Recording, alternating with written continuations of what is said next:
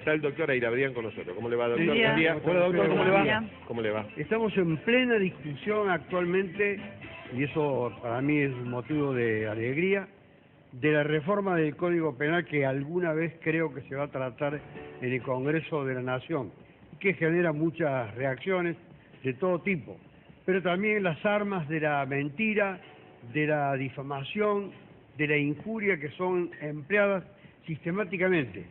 Para los más jóvenes y para los que no son tanto, hay que recordar, y me voy a referir específicamente a un punto crucial, cómo se reprimía la cuestión vinculada a la comercialización de la droga, a la venta de droga en uno de los periodos más siniestros de la República Argentina, cuando ocupaba el Ministerio de Bienestar Social José López Rega.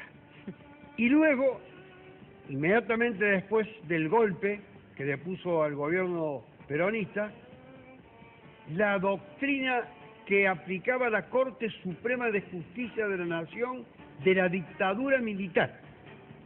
Y ustedes van a decir, ¿pero es posible que tal cosa haya sido así? Efectivamente, porque aquí hay una gran desmemoria. No tenemos conciencia muchas veces cuando decimos, ¿pero cómo? ¿Ahora van a rebajar la pena de algunos delitos? Concretamente, por ejemplo, el de la comercialización, que tiene una pena hoy de 4 a 15 años. Una pobre mujer que en un kiosco vende marihuana o una cosa así, le arruinan la vida prácticamente en forma definitiva, porque la meten en el circuito delictivo prácticamente, dije hace un momento, sin posibilidad de reinserción social. Entonces, el legislador que va a reformarlo ahora tiene la posibilidad de que esa pena se reduzca a 3 años de prisión el mínimo y el máximo a 2, cosa que con los 3 años una persona pueda recuperar la libertad. Pero esto, ¿qué relación guarda con aquel periodo siniestro que yo estaba refiriendo? Miren,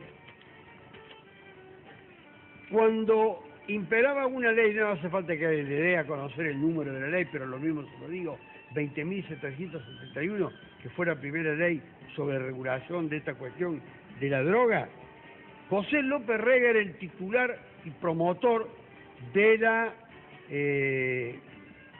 manifiesta campaña de desnaturalización de todo lo que se refiriera a las drogas y del combate implacable, feroz. Ponía a los enemigos políticos a la par de los enemigos de la sociedad, que serían los que vendían la droga. Así era el orden de razonamiento de este sujeto. Y en su fundamento, cuando promueve la ley, decía que el tráfico ilegal de estupefacientes debía ser perseguido y reprimido hasta la aniquilación. No olvidemos que ese mismo gobierno después dijo que había que hacer lo mismo con las personas que estaban enroladas en las actividades guerrilleras. El mismo lenguaje para combatir la droga que para combatir a los que eran sus adversarios políticos, indicándolo como atentatorio a la seguridad nacional y justificando la necesidad de su sanción como un imperativo de la defensa nacional. Ahora, ¿qué pena proponía? De 3 a 12 años. Y él la consideraba una pena superlativa, grave, enorme, que era la que se ajustaba a este propósito de exterminio. Porque López Rega no se andaba con vueltas, era exterminio. Así terminó despreciado por la sociedad y siendo un sujeto de un recuerdo ominoso en la historia argentina. Poco tiempo después, cuando cambia el gobierno por la violencia de las Fuerzas Armadas, ponen una Corte Suprema que tenía las mismas ideas de López Rega, porque no tenían diferencia. Y en un fallo, esa Corte dice esto, que voy a decir ahora, que va a causar alarma y que puede llegar a hacer temblar a las personas sabiendo que jueces pueden decir estas cosas.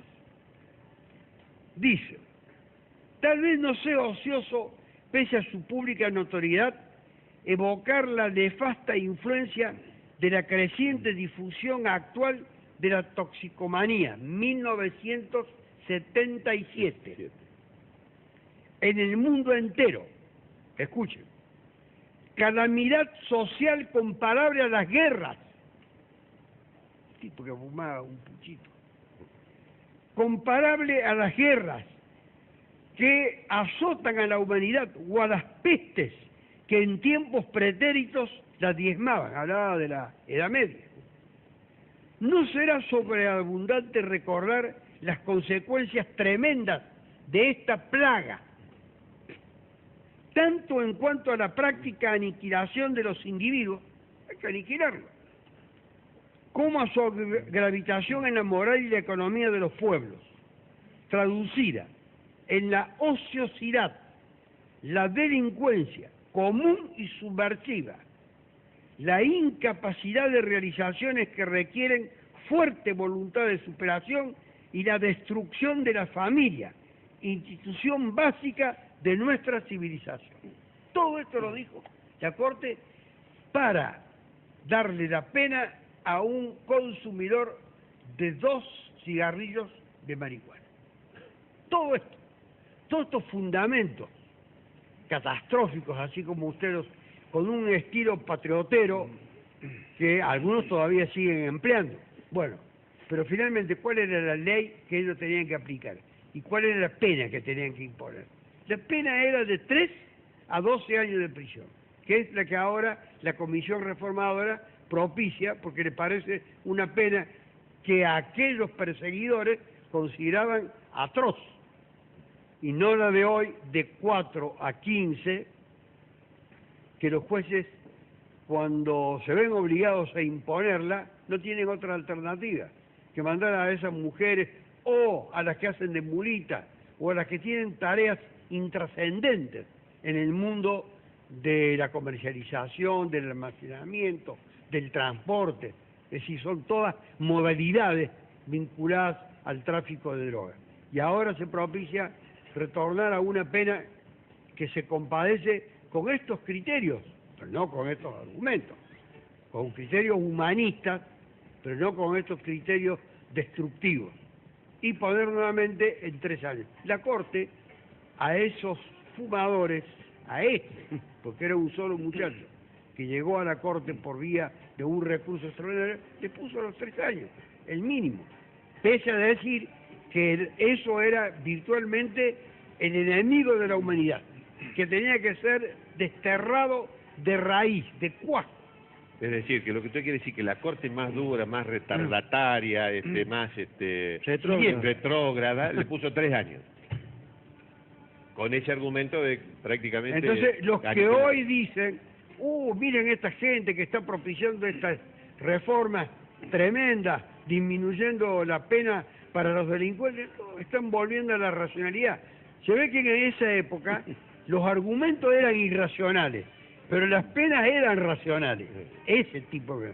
No olvidemos la matanza de miles de argentinos y todas las calamidades que ocurrieron durante ese periodo terrible entre 1976 y 1983.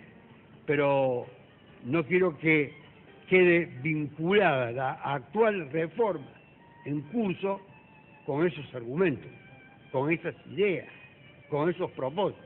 Son mundos completamente diferentes. Lo que quiere esta comisión reformadora es que haya cierta racionalidad. Y me alegro, para terminar, que por primera vez, en La Voz del Interior, del día domingo, el periodista Eduardo Livinov, que se caracteriza por su prudencia, por su equilibrio y por su moderación, en una columna que tiene, ponderó la reforma del Código Penal y le salió al cruce al señor Sergio Massa, que recurre a la típica viveza criolla para tratar de sacar partido del miedo de la gente, o metiéndole miedo a la gente. Ponía sobre aviso a sus lectores de que tal cosa evidentemente correspondía a las peores prácticas. Yo lo vinculo a Sergio Massa con ese periodo de la historia argentina cuando fundamenta sus quejas, pero también porque asusa el miedo La gente tiene miedo, evidentemente. Dice, ¿cómo? A este tipo lo van a largar. Pero es una pena que va de 3 a 12 años. Hay una escala. Cuanto más grave sea la conducta del sujeto, más grave será la pena. Pero para la mulita que puso en peligro su vida, o para la señora que tiene el kiosco, que vendió unas los perejiles. Sí, ultra Sí. perejiles. Los últimos La más eslabones. baja calidad de las personas vinculadas al mundo de la venta de drogas. Y los jueces sienten muchas veces vergüenza frente a esas personas de tener que ponerle 4 años, porque 4 años significa cárcel, significa no libertad, significa no escarcelarse. Gracias, doctor. No, gracias a usted. Muy amable.